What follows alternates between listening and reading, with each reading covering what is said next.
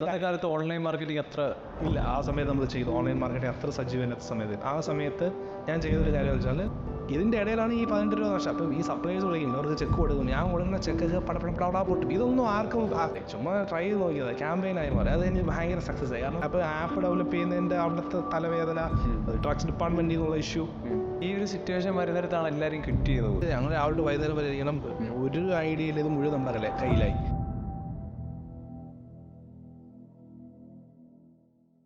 എന്തായിരുന്നു ആ strategy business പെട്ടെന്ന്? അല്ല അത് സത്യം എല്ലാവരും കളണ്ട് പോയപ്പോൾ ഞാൻ പണി ചെയ്യാൻ തുടങ്ങി. അങ്ങനെ എൻ്റെ എഫേർട്ട് കൊണ്ട് എത്തിയതാണ്. അപ്പോൾ അന്ന് യൂസ് ചെയ്ത ഒരു മെഷറോ ഒരു സ്ട്രാറ്റജിയോ ഉണ്ടോ ഒരു ബിസിനസ്സിനെ വളർത്തിയെടുക്കാം? അത്രയും പേര് ഹാർഡ് വർക്ക് ആയിരുന്നു. അതായത് പരസ്യം ചെയ്ത് മാർക്കറ്റിംഗ് ആയിരുന്നു, ഭയങ്കരമായിട്ട് മാർക്കറ്റ് ചെയ്തു. ഞാൻ ചെയ്ത കാലത്ത് ഓൺലൈൻ മാർക്കറ്റിംഗ് അത്ര ഇല്ല. ആ സമയത്ത് നമ്മൾ ചെയ്തു ഓൺലൈൻ മാർക്കറ്റിംഗ് അത്ര സജീവമല്ലാത്ത സമയത്ത്. ആ സമയത്ത് ഞാൻ ചെയ്തൊരു കാര്യം വെച്ചാൽ ഇൻസുലിൻ, അതായത് ഷുഗർ പേഷ്യൻസ് ഉണ്ട്. അപ്പോൾ ഇൻസുലിൻ എന്തായാലും ഈ ഇൻസുലിന് നമുക്ക് 118 രൂപ നമുക്ക് കിട്ടും. പല കടക്കാരും ഡിസ്കൗണ്ട് കൊടുക്കും, 130 രൂപ ചെയ്ത് കൊടുക്കും, ഡിസ്കൗണ്ട് ഇട്ട് കൊടുക്കും. ഞാൻ 118 കിട്ടിയ സാധനം ഞാൻ 100 രൂപയ്ക്ക് കൊടുത്തു. ആരും ഓഫർ കൊടുക്കില്ല. 18 രൂപ ഞാൻ നഷ്ടം സഹിക്കാം. അപ്പോൾ ഈ ഇൻസുലിൻ എടുത്തുന്ന ഞാൻ ഇതിനെയാണ് പ്രൊജക്ട് ചെയ്തത്. ഇൻസുലിൻ 100 രൂപയ്ക്ക് കേരളത്തിൽ ആരും എടുക്കില്ല. അപ്പോൾ ആൾക്കാരെല്ലാവരും ഹ്യൂമൻസിങ് പറയുന്നുണ്ട്, എല്ലാവരും ഇവിടെ വരും. എനിക്ക് 18 രൂപ ഇതിനകത്ത് നഷ്ടമാണ്. ഞാൻ ഉമ്മായിട്ട് അടിയാണ് ഈ കാര്യം. ഇതിന് നഷ്ടം അവർക്കത് കറക്റ്റായിട്ടുള്ള കാര്യമാണ്. നമുക്കിവിടെ ഏറ്റവും കൂടുതൽ സാധനം ഡിസ്കൗണ്ടാണ് മാർക്കറ്റ് ചെയ്യാൻ പറ്റിയ സാധനം. ഞാൻ നഷ്ടത്തില്ല, ഒരു ഇൻഷുറൻസ് ഭയങ്കര നഷ്ടത്തിലാണ് ചെയ്തോളാം. ഇതൊന്നും കയ്യിൽ പൈസ ഉള്ളതല്ല. അപ്പോഴത്തേക്കും ഞാൻ പെട്ട് മറ്റേ മാനേജറിനെ അടിച്ചോട്ടിച്ച് വിട്ട് ഇയാൾ കടം ഉണ്ടാക്കി വെച്ച നഷ്ടങ്ങൾ, സപ്ലൈസിനെ പറ്റിച്ച് അതിൻ്റെ കടങ്ങൾ, ഇതെല്ലാം. അപ്പം എൻ്റെ മൊത്തം പൈസയും പോയി, ഞാൻ കടക്കാരനുമായി. അപ്പോൾ ഈ പ്രശ്നങ്ങൾ മൊത്തമായി. ഇതിൻ്റെ ഇടയിലാണ് ഈ 18 രൂപ നഷ്ടം. അപ്പം ഈ സപ്ലൈസ് വിളിക്കും, അവർക്ക് ചെക്ക് കൊടുക്കും, ഞാൻ കൊടുക്കുന്ന ചെക്കൊക്കെ പടപടാ പൊട്ടും. ഇതൊന്നും ആർക്കും ഇത് നമുക്ക് ഈ ഹാർഡ് കാര്യങ്ങളൊന്നും അറിയില്ല. ചെക്ക് നമ്മൾ പോസ്റ്റായിട്ട് ഇടാൻ കൊടുക്കുന്നത്, അവന്മാർ സബ്മിറ്റ് ചെയ്യും. എനിക്ക് രാവിലെ ആണെങ്കിൽ ചെക്ക് ഡിസോർഡർ എന്നെ ഇൻഡസിൻ്റെ ബാങ്കിൽ എന്നെ ബാൻ ചെയ്തു. ഇൻഡസിൻ്റെ ബാങ്കിൽ അക്കൗണ്ട് ഇല്ല, അത് തരൂല. ടെക്നോ പാർക്കിലാണ് ബ്രാഞ്ച്, അവർ എന്നെ ബാൻ ചെയ്തു. അതായത് എനിക്ക് അവിടെ ഒരു ദിവസം 100 ചെക്കൊക്കെ പൊട്ടാന്ന് വെച്ച് കഴിഞ്ഞാൽ ഏത് രീതിയിലാണ്. അപ്പോൾ അത് IDFC ബാങ്കിൽ ഞാൻ പിന്നീട് അക്കൗണ്ട് ഓപ്പൺ ചെയ്യാൻ പോയപ്പോൾ അവരെനിക്ക് അക്കൗണ്ട് ഓപ്പൺ തന്നില്ല. പിന്നീട് എൻ്റെ ഒരു ഫ്രണ്ട് പറഞ്ഞു, നിന്നെ പറ്റി ഇനി ഒരു റെഫറൻസ് വെച്ചപ്പോൾ ഇൻഡസ്ഇൻഡ് ബാങ്കിൽ പറഞ്ഞു കൊടുക്കരുതെന്നുള്ള അതിന് പറഞ്ഞില്ല. അപ്പോൾ ഇന്ന് എനിക്ക് IDFC അക്കൗണ്ട് ഉണ്ട്. IDFC അക്കൗണ്ട് ഉണ്ട്. അപ്പോൾ അത് ഭയങ്കര മോശം. അപ്പോൾ ഞാൻ ഈ 118 സ്റ്റാർട്ട് ചെയ്യുന്നത് 118 കൊടുത്തു. പക്ഷേ ഈ 100 രൂപ കൊടുത്തു. ഈ ഇൻസുലിൻ എടുക്കുന്ന ആൾക്കാർ ഷുഗർ പേഷ്യൻ്റ്, അവർ ഇൻസുലിൻ അല്ല, അവർ മരുന്ന് വാങ്ങിക്കും. അപ്പോൾ അവർ ഇങ്ങോട്ട് വരാൻ തുടങ്ങി. അപ്പോൾ എല്ലാവരുടെ മനസ്സിലാണ് 100 രൂപയ്ക്ക് ഇൻസുലിൻ നഷ്ടം. പക്ഷേ ആളെന്നെ ക്രൗഡ് കൂടി, ഒരു ക്യാമ്പയിനായി മാറി. ചുമ്മാ ട്രൈ ചെയ്ത് നോക്കിയത് ക്യാമ്പയിനായി മാറി. അത് എനിക്ക് ഭയങ്കര സക്സസ് ആയി. കാരണം മെഡിസിൻ വാങ്ങി, അതായത് ഷുഗർ പേഷ്യൻ്റ് 18 രൂപയുടെ നഷ്ടം ഇത് സഹിച്ചാലും ബാക്കിയുള്ള എനിക്ക് ടേൺ ഓവർ കയറി തുടങ്ങി. അപ്പം എനിക്ക് അപ്പോഴും പ്രോഫിറ്റ് ഇല്ല, ടേൺ ഓവർ കയറി. ഈ ഷുഗർ പേഷ്യൻസ്, ഷുഗർ മാത്രമല്ല, അവർക്ക് കൊളസ്ട്രോൾ ഉണ്ട്, അവർക്ക് BP ഉണ്ട്, എല്ലാ അസുഖങ്ങളും. എനിക്ക് കസ്റ്റമറിൻ്റെ ഡേറ്റ എനിക്ക് കിട്ടി. അത് ഞാൻ ഒരു കസ്റ്റമറിൻ്റെ ഫോൺ നമ്പർ എല്ലാം വാങ്ങിച്ചു വിളിക്കും, അവരെ കൊണ്ട് വിളിപ്പിക്കും. എന്നിട്ട് മെഡിക്കൽ ഷോപ്പിൽ ആരും ചെയ്യുന്ന കാര്യം വിളിച്ചിട്ട് പോയിട്ട്, സാർ എങ്ങനെ ഉണ്ടായിരുന്നു, സർവീസ് എങ്ങനെ ഉണ്ടായിരുന്നു, നല്ല മരുന്ന് കിട്ടിയോ. മെഡിക്കൽ ഷോപ്പിൽ ആരും ചെയ്യില്ല, കസ്റ്റമർ സർവീസ് കൊടുത്ത് കസ്റ്റമേഴ്സിന്, അതായത് നല്ല കസ്റ്റമർ സർവീസ് കൊടുത്ത് പിടിച്ചു നിർത്താൻ തുടങ്ങിയ കസ്റ്റമേഴ്സിനെ. ടേൺ ഓവർ കൂടിയപ്പോൾ ഞാൻ സപ്ലൈസുമായിട്ട് നെഗോസിയേഷൻ ചെയ്ത് എൻ്റെ ഇൻസുലിൻ്റെ ഡിസ്കൗണ്ട് ഞാൻ എൻ്റെ കോസ്റ്റ് പ്രൈസ് പർച്ചേസ് റേറ്റിലോട്ട് മാറി. അപ്പോൾ ഞാൻ ഇത്രയും ഓർഡർ കൊടുക്കുന്നുണ്ട്. ഒരു മാസം 100 ഇൻസുലിൻ വിറ്റുകൊണ്ടിരുന്ന സമയത്ത് 1000-1200 ഇൻസുലിൻ വിൽക്കാൻ തുടങ്ങി ഒരു മാസം. അപ്പോൾ ഞാൻ ഇത്രയും ബൾക്ക് ഓർഡർ ഞാൻ കൊടുത്തതാണ്. അപ്പോൾ അങ്ങനെ ഞാൻ പ്രോഫിറ്റ് ആക്കി മാർജിൻ കൂടി.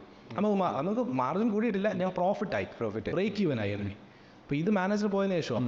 അപ്പോൾ ഈ വന്ന മാനേജർ എന്താ, ഈ മാനേജറും പ്രശ്നമാണ്. ഞാൻ അപ്പോൾ ആപ്പ് ഡെവലപ്പ് ചെയ്യുന്നതിൻ്റെ അവിടുത്തെ തലവേദന, ഡ്രഗ്സ് ഡിപ്പാർട്ട്മെൻറ്റിൽ നിന്നുള്ള ഇഷ്യൂ, കമ്പനി നഷ്ടത്തിൽ.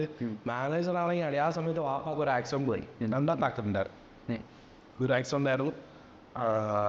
രണ്ടാമത്തെ ഒരു ആക്സിഡൻറ്റ്, ആദ്യത്തെ ആക്സിഡൻറ്റ് വളരെ സീരിയസ് ആയിരുന്നു. അപ്പോൾ ഞാൻ കോളേജിൽ പഠിച്ചുകൊണ്ടിരിക്കുന്നത് ആ സമയത്തൊക്കെ ഞാൻ ഉറപ്പിച്ചത് എനിക്ക് ഇതിനകത്ത് അത് 2ാം ട്രെയിനിങ് തിരിച്ചു വന്ന ഒരു സമയമാണ്. 2 ഒരു ആക്സിഡൻറ്റ് പറ്റി. അപ്പോഴീ മാനേജർ ഇയാൾ ഇട്ടിട്ട് പോയി. ഇയാൾ സ്റ്റാഫുമായിട്ട് അടിയാണ്. ഇയാൾ ഈ ലേഡി സ്റ്റാഫൊക്കെ ആയിട്ട് സ്ഥിരം അടിയെന്ന് വെച്ചാൽ എനിക്ക് അവിടെ CCTV വെച്ചിട്ട് എനിക്ക് അതേ പണം. പക്ഷേ 27 CCTV നോക്കാൻ വേണ്ടി ഇത് ഈ പലരും ഓപ്പറേഷൻ വളരെ ഈസിയാണ്. ഞാൻ രാവിലെ എണീക്കുമ്പോൾ ഇയാളുടെ ഫോൺ വിളിക്കുക, അന്നത്തെ പ്രശ്നങ്ങൾ മുഴുവൻ പറയും. രാത്രിയാകുമ്പോൾ അവിടെ ഇരിക്കുന്ന സ്റ്റാഫിൻ്റെ പ്രശ്നങ്ങൾ മുഴുവൻ പറയും. എൻ്റെ ഒരു ദിവസം മുഴുവൻ സമാധാനമായിട്ട് ഉറങ്ങാനും പറ്റില്ല, സമാധാനമായിട്ട് എഴുന്നേക്കാനും പറ്റില്ല. ഞാൻ ജീവിതം വെറുത്ത്, സത്യം ജീവിതം വെറുത്ത് ഞാൻ വല്ലാത്തൊരു അവസ്ഥയിലോട്ട് ഞാൻ പറയും. കാരണം എൻ്റെ വരുമാന മാർഗ്ഗങ്ങളാകും അത് പോയി ഇത് പോയി എല്ലാം പോയി. അവസാനം ഞാൻ ഇയാളെ എൻ്റെ പൊന്നു ചേട്ടാ നിങ്ങൾ ഈ ഒരു സിറ്റുവേഷൻ വരുന്നിടത്താണ് എല്ലാവരും കിറ്റ് ചെയ്യുന്നത്. ഇയാൾ തന്നെ ഇയാൾ സാലറി അഡ്വാൻസ് വായിക്കും. ഇയാൾ സാലറി അഡ്വാൻസ് 2 മാസം സാലറി ഓൾറെഡി അഡ്വാൻസ് ഉണ്ട്. ഇയാളുടെ വീട്, ഇയാൾക്ക് വീടിൻ്റെ അവിടെ എല്ലാം കൊടുത്ത് ആ ഡെപ്പോസിറ്റാണ് ഞങ്ങളെ കൊടുത്തത്. ഇയാൾ ഒറ്റ രാത്രി ഇതെല്ലാം കൊണ്ടുപോയി. കുറച്ച് നേരത്തെ ഈ ലേഡീസ് സ്റ്റാഫിൽ, പക്ഷേ ലേഡീസ് സ്റ്റാഫ് അവരെന്തൊക്കെ പറഞ്ഞാലും പിന്നെ അവരൊക്കെ റിസൈൻ ചെയ്ത് അവരൊക്കെ പോയി. പക്ഷേ അവരൊക്കെ ഈ പറഞ്ഞ കുട്ടികൾക്ക് ഭയങ്കര ആത്മാർത്ഥമായിട്ടാണ്. മഞ്ജു എന്ന് പറയുന്ന കൊച്ച്, പിന്നെ ഞങ്ങൾ തമ്മിൽ അങ്ങനെ കമ്മ്യൂണിക്കേഷൻ ഒന്നുമില്ല. അവരൊത്തിരി സപ്പോർട്ട്, ലേഡീസ് സ്റ്റാഫൊക്കെ ഒത്തിരി. കാരണം അത് പറയാതിരിക്കാൻ പറ്റില്ല. കാരണം ആ കുട്ടി ക്യാരിങ് ആയിരുന്ന സമയത്ത് ഇവിടെ വന്നു. അത് പിന്നീട് ഇത് അബോഷനായി പോയി. പക്ഷേ ആ കുട്ടി ആ സമയത്ത് പോലും ആ മാനേജർ ഇട്ട് പോയപ്പോഴും ലേഡീസ് സ്റ്റാഫാണ് അവർ വന്ന് ആത്മാർത്ഥതയോടുകൂടി അവർ വന്ന് എന്നാണ്. പിന്നെ ഇയാൾ പോയി, അപ്പോൾ അപ്പൊക്കെ ആക്സിഡൻ്റ് ആയി. പിന്നെ ഈ സ്റ്റാഫും പോയി. അവർക്കൊക്കെ ആ കുട്ടിക്ക് അബോഷനായി. അപ്പോൾ അവർ പിന്നെ വർക്ക് ചെയ്യാൻ പാടില്ല, അവർ പോയി. പിന്നെ നിന്ന കൊച്ചു പോയി. ഞാനും ഉമ്മയും മാത്രമേ, എൻ്റെ ഒരു കസിനുണ്ട്, പുള്ളിയും മാത്രമേ. ഇത് ഞങ്ങൾ രാവിലെ വൈകുന്നേരം വരെ ഇരിക്കണം. ഒരു ഐഡിയയിൽ ഇത് മുഴുവൻ നമ്മുടെ കയ്യിലായി, തലയിലായി. ഇപ്പം ട്രേഡിങ്ങിനും ഫോക്കസ് ചെയ്യാൻ പറ്റാത്ത ട്രേഡിങ് അപ്പോഴേ അതിന് മുന്നേ ട്രേഡിങ്ങിൻ്റെ സൈഡിലോട്ട് മാറ്റി. പിന്നെ നമ്മൾ ബില്ലിങ്ങിൽ നിന്ന സമയം ഞാൻ പോയി രാവിലെ ബില്ലിങ്ങിൽ നിൽക്കും, എല്ലാ കാര്യങ്ങളും ചെയ്യും. മകം വയ്യാതെയാണ്, എന്നാലും വന്ന് ഈ രാവിലെ തൊട്ട് രാത്രി വരെയൊക്കെ വന്ന് നിൽക്കും. അപ്പോൾ അവനും വന്ന് സഹായിക്കാറുണ്ട്. ബില്ലിങ് ഞങ്ങൾ ഒരു ദിവസം എൻ്റെ കൈ തട്ടി ഈ ഷോർട്ട് കട്ട് കീ അടിച്ചപ്പോൾ സീരിയൽ നമ്പർ മാറി. അങ്ങനെയാണ് ഇത് കണ്ടുപിടിക്കുന്നത്.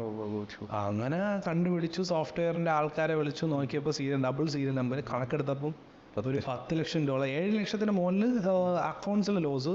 പിന്നെ കംപ്ലീറ്റ് സ്റ്റോക്ക് എടുത്ത് 10 ലക്ഷം ആയപ്പോൾ ഞങ്ങൾ മതിയായി, ഇനി എടുക്കുന്നതാണെന്ന് വിചാരിച്ചു. അപ്പോൾ നമുക്ക് സപ്ലൈസിൻ്റെ ഭാഗത്ത് ഒത്തിരി ക്രെഡിറ്റായി, കടമായി, ഭയങ്കര ബുദ്ധിമുട്ടായി.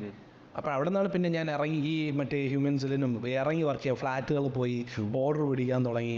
ഒരു മെഡിക്കൽ ഷോപ്പാണ്, അതിനെ രക്ഷിക്കാൻ തിരുവനന്തപുരം ജില്ലയിൽ നിന്ന് സകല ഓർഡറും പിടിച്ചു.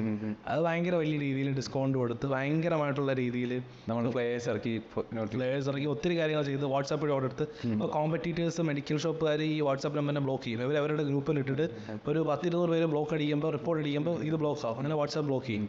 ഞാൻ പിന്നെ മെയിലേക്കും. അങ്ങനെ ഒത്തിരി വാട്സാപ്പിൽ ഈ പ്രശ്നം കാരണമാണ് അവസാനം ഈ ഓൺലൈനിൻ്റെ പിന്നെ ഒന്നുകൂടെ റീസ്റ്റാർട്ട് ചെയ്തത്. അങ്ങനെ പോയപ്പോഴാണ് അവർ തുടങ്ങാൻ സമ്മതിക്കില്ല, ഡ്രഗ്സ് കൺട്രോൾ ഇന്ത്യയിൽ പറ്റില്ല, ഇവിടെ പറ്റില്ല എന്ന് പറഞ്ഞു. അപ്പോൾ ഈ സങ്കടത്തിൽ അപ്പോൾ ഇച്ചിരി കമ്പനി പ്രോഫിറ്റായി മാറി. അപ്പോൾ ഞാൻ പിന്നെയും സ്റ്റാഫിനെ എടുത്തു. ആ സ്റ്റാഫ് നല്ല ആൾക്കാരെ നോക്കിയെടുത്തു.